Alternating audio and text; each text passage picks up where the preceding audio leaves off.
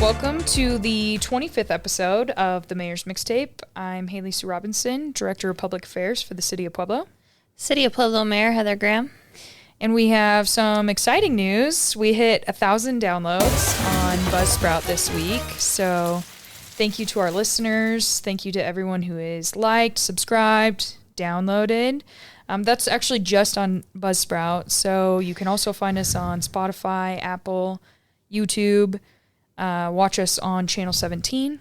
So thank you for listening. And if you have questions or topic suggestions, you can email us mayor@pueblo.us. Okay, we're doing this a little later than normal, Mayor, because we had kind of a late night on Monday, Tuesday. Yeah. Yes. So. And a busy week. A very busy week. Yeah, absolutely. So it started with the city council meeting started with a potential service plan for the CSU Pueblo Metro District. Yep. And that was approved 7-0. But can you please explain what does that mean moving forward? Because it sounds like there's still a potential vote for voter approval to move forward. So this is just the very first step okay. of essentially putting the community on notice about the Metro District at CSU Pueblo. So it'll go to a vote of the people this November. Okay. And there's lots of steps to still follow. This is a financing tool that the college has been working very hard to put together in order to do some development out at the college. So student housing, hotels, commercial development, so shopping and amenities. So it'll be I think it's a huge need for not only the college, but that northern area of town, because there's not a lot of amenities up in that area. And so I'm very supportive of this. This is how communities grow. When you look at Denver or Colorado Springs, you see lots of metro districts within the city and City of Denver and Aurora, and so I think that this is a fantastic tool that the college has put together in order to bring new development, new students, new families, new people into our community. So super excited about it. It would potentially just change the face of that university. I mean, not that we've been out of college that long, but it's even in the time that we've been away from that campus, look how different CSU Pueblo is. But this is taking it a step further to the point that you made of the amenities and like the necessities in that area. So how it could potentially transform that. Yeah, it's exciting. Cool. Okay, so that will be put before voters this fall in November, and there's more to come on that. Yep. Okay, great. Speaking of ballot measures, we had quite a few on the agenda. We'll start with the 1% sales tax. So do you want to talk a little bit about why that ballot measure was proposed and what that potentially looks like for the city budget?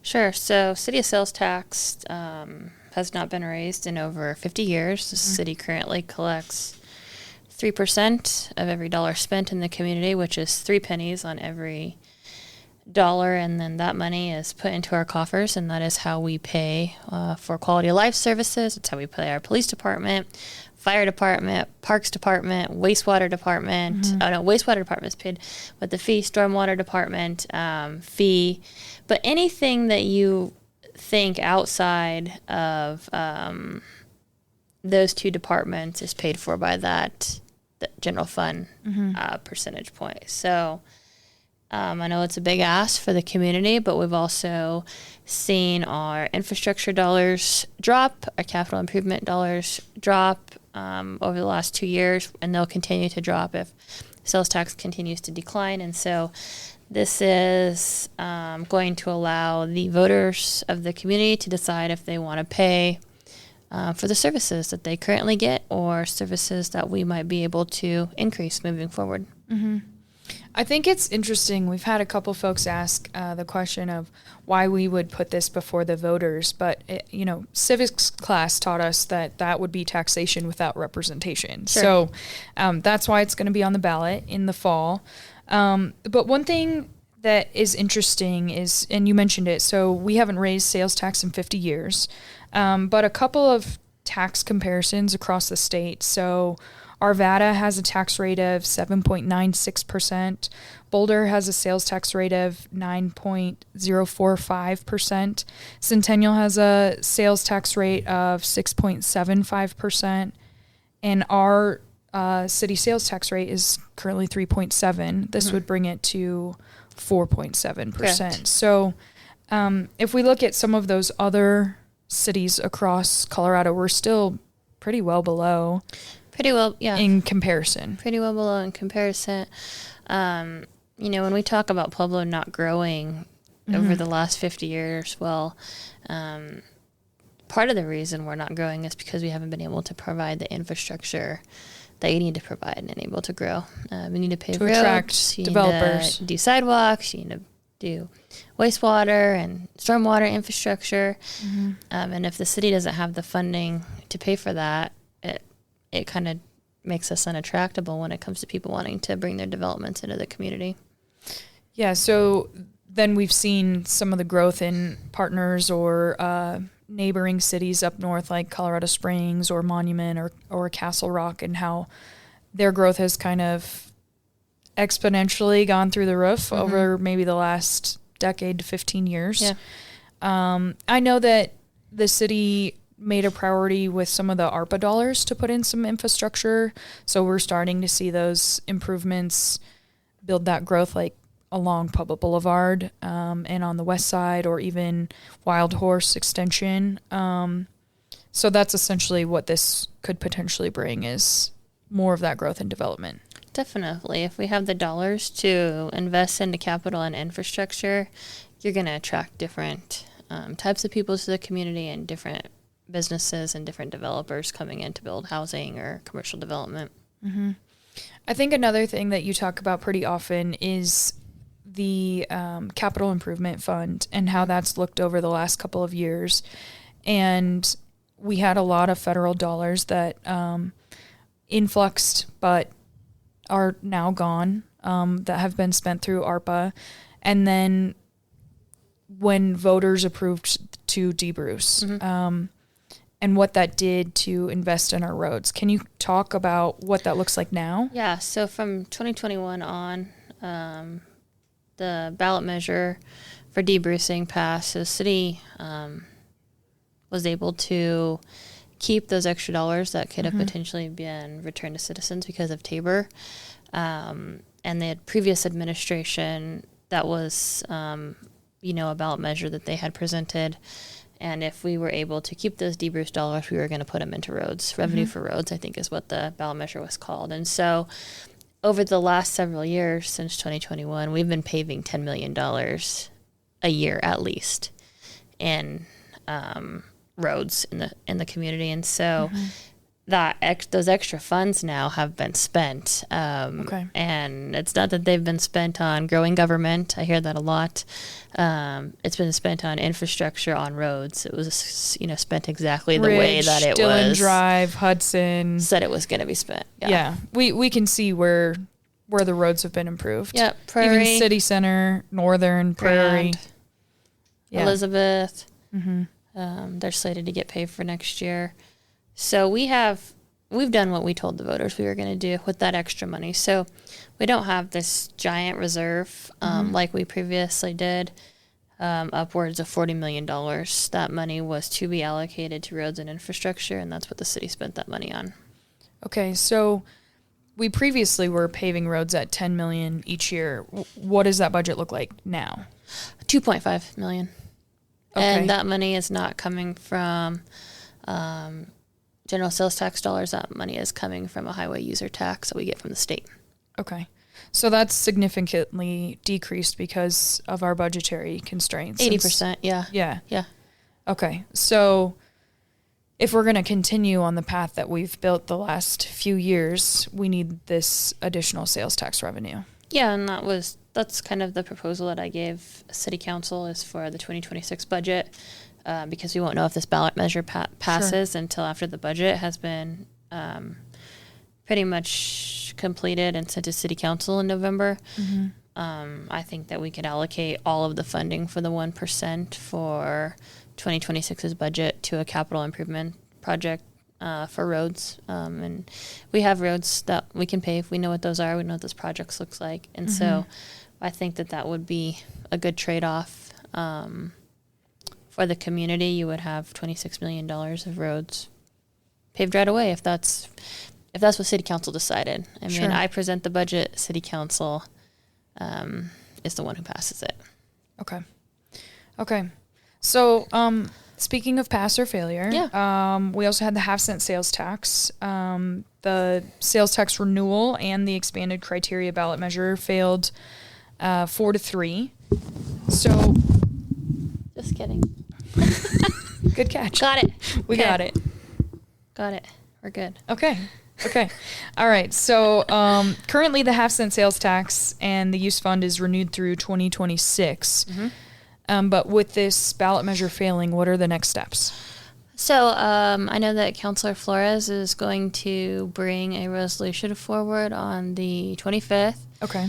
To extend the half-cent sales tax. So it would go on the ballot for 2026 renewal. Yes. So it extended 5 more years. It would go on the ballot this fall, and then it would renew past the 2026 timeframe. Okay. Yeah, so it's my understanding that he is going to be bringing a resolution forward on the 25th, and he is also going to be bringing an adjustment to the criteria ordinance, allowing 10% of all the funds to be capped out, kind of what I had proposed previously. My proposal was at 15%, and Councilor Flores is bringing a 10% number to City Council for an ordinance on the 25th as well. Okay, so those are two separate. One's the resolution, so it goes on the ballot, and then the other is an ordinance for that cap that he's proposing at 10%. Yep. Okay, great. So that's what we'll see on the 25th. Okay, moving forward. Great. Another ballot measure that we spoke about on Tuesday morning was the City Council, City Manager form of government ballot initiative. Obviously, this would strip away your current elected position as mayor, which would revert us back to the form of government that we had for over 50 years. Yep. It was then approved by voters in 2017. And then in 2019, our previous mayor, Nick Gradisar, was elected. And so you're the second mayor in the city's recent history. So what does that look like as we move forward? Yeah, so it passed 5-2. So the mayor can veto any ordinance and send it back to City Council no matter what it passes by, and ask City Council to reconsider. So I vetoed it on Wednesday morning. City Council will be getting the veto notification today, and it will be back today being Friday. Yep, today, Friday, and it will be back on the agenda for reconsideration on the 25th. Okay. So that veto allows them to reconsider it and potentially revote, which then might change whether it's on the ballot in November or not. Yeah, if somebody changes their vote, it wouldn't go to the ballot in November. So, okay. You know, there's the language that they submitted to the vote of the people, after carefully going line by line to see what was submitted.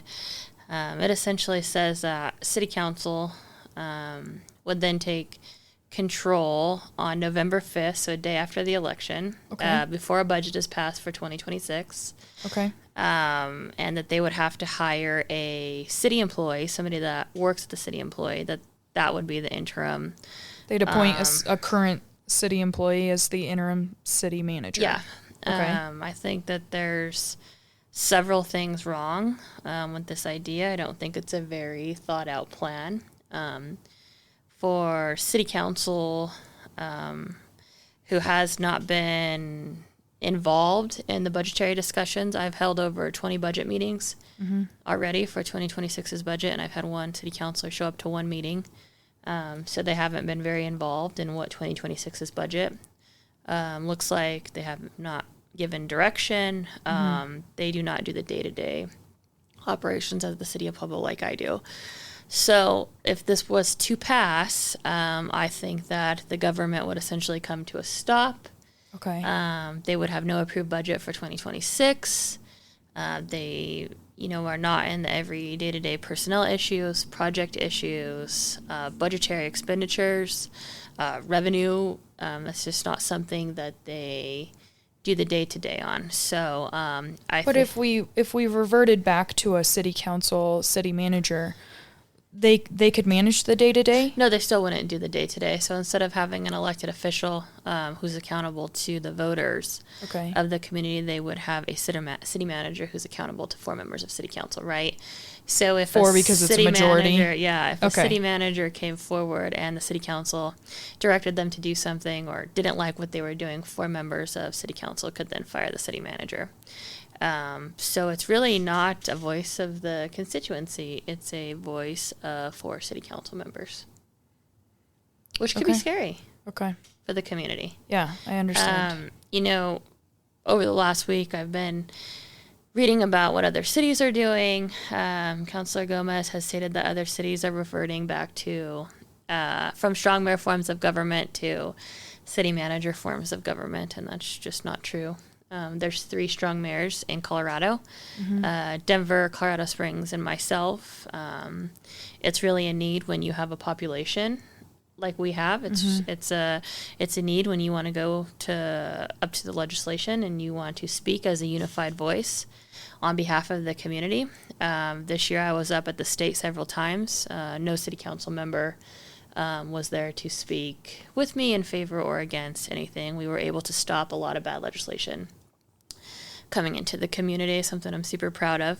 The amount of grant dollars that the city has received since the previous administration and even since I've been here, the city was never receiving those types of grants before because, again, you have one voice, one direction, one person leading the operations of the city of Pueblo and not 7 city council people who have different directions and different needs going all over the place and not being able to come to a common consensus. So in my opinion and in Pueblo's opinion, right, because this was a ballot issue in 2017 that passed, they decided that they wanted to see a strong mayor form of government. Sure. So now I have city council who... what I believe, that they don't like my personality. They, in their, when the mayor does a veto right, she has to go, or he has to go and look at, well, what are the reasons why city council wants to pass this legislation? What does that look like? Does it make sense? So as I rewatched over the work sessions for the last several months, about what city council has said and the reason why they want to go back to a strong mayor form of government. Some examples of why they wanted to do that is because they stated that I was unprofessional, unsuccessful, and vindictive, and those seem like adjectives to describe somebody and not reasons to revert back to a type of government. So if people don't like the person in the position, you can recall them. You can vote them out the next time the term comes. But I think to change the form of government because city council does not like my personality, I think that that's bonkers. Okay. So another thing that I think is a little bit of a misconception or I'd like to maybe further explain is your role is the administrative or the executive branch of the government, and theirs is the legislative branch. Policymakers, yep. Correct. Okay, so walk us through the process of when you bring forward a resolution or an ordinance. Sure. And your role versus the city council role. Right, so lately I have found myself as like the 8th city council person, right?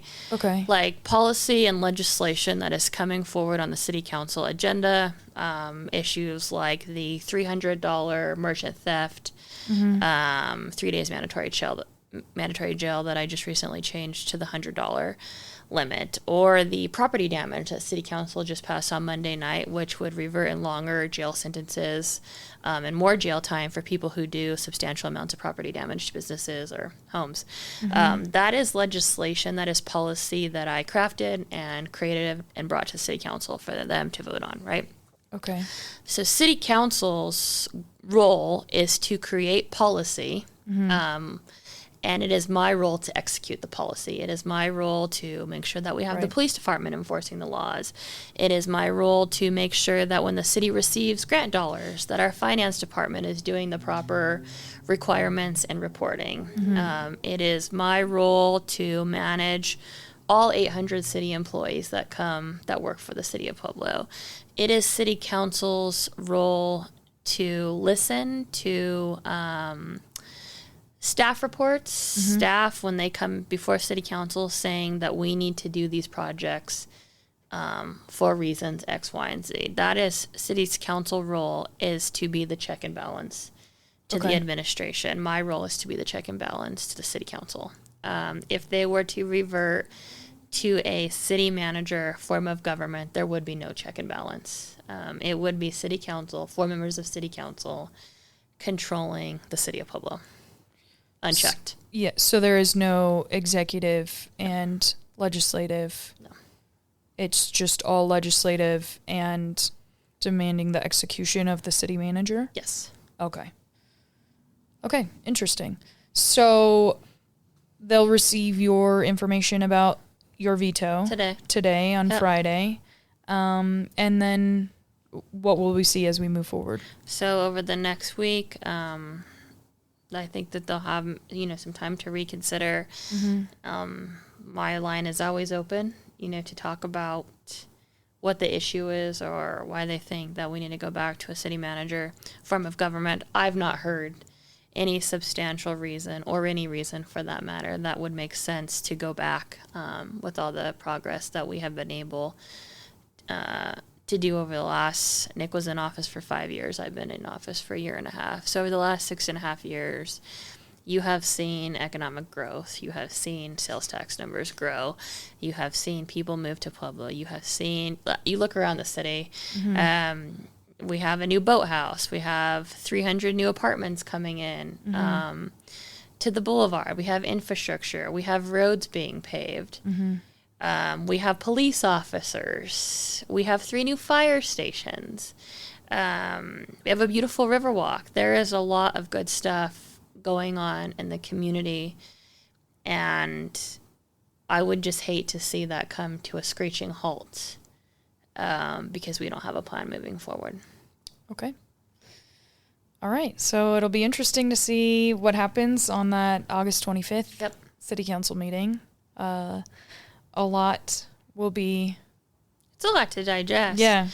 I felt like Monday and Tuesday was a lot to digest. I've gone through 2 elections, right? So I've gone through a regular election, a runoff, in which I won both of those, and I've successfully beat a recall. So it sounds like the people at Pueblo have spoken. Sure. If I have to go through it again, I'll go through it again. But I believe in this role. I believe that we're doing good things in the community. And I just hope that city council's been a part of the good things that we have been able to do in the community and move the community forward. And I hope that they realize that and that they see it. And that unless we have consensus, we're not going to be able to continue to move the city forward.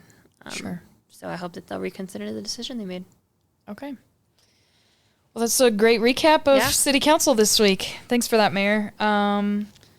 So we'd like to invite you to email us topics or questions, mayor@pueblo.us. You can also find us on Apple, Spotify, Buzzsprout, YouTube, or on local channel 17. And I think we might take a brief hiatus next week, but we'll see you next time for episode 26.